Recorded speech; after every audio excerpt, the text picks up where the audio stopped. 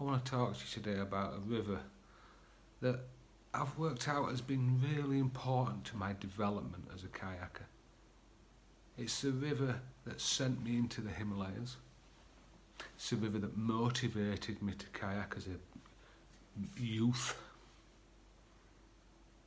Saw a video, VHS tape, maybe even Betamax, so many years ago, about a river that drained the Splatezi Plateau,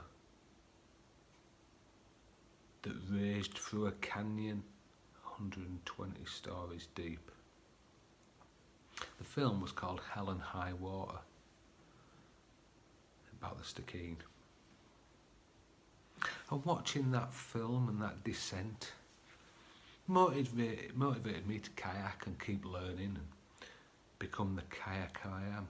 And while that river and that film in general is all about the wilderness in British Columbia, it motivated me to go to wilderness places and do first descents, explore, but also motivated me to paddle the stikine myself. And I can still remember that river.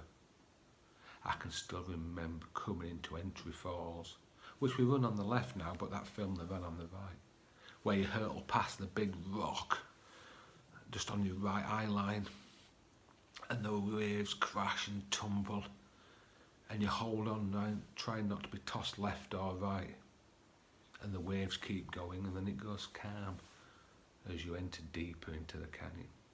And rapids come and go, Three Goats, Wicked Wonder, the famous or infamous Wasson's Hole, where John Wasson nearly lost his life on an early descent, and where I had to run it blind because I'd missed penetrating the eddy line through perhaps tiredness or bone idleness, and I just didn't penetrate through into the eddy to scout and ran it blind.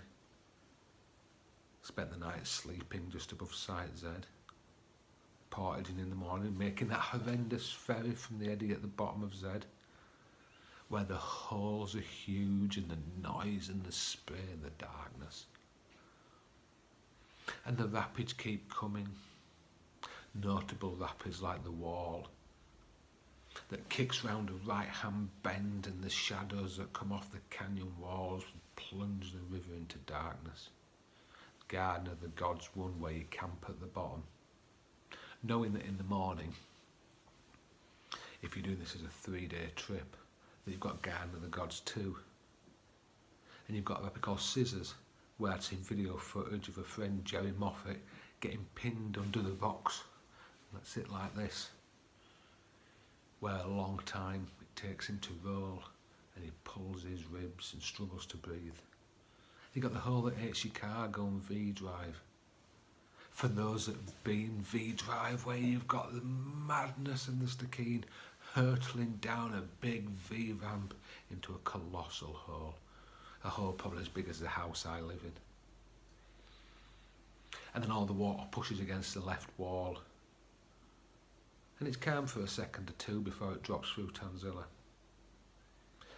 A gap in the canyon about 6 foot wide, but infinitely deep as all that madness fades away. And I'm not saying that the river has lost its teeth here, but the canyon's gone and it opens up.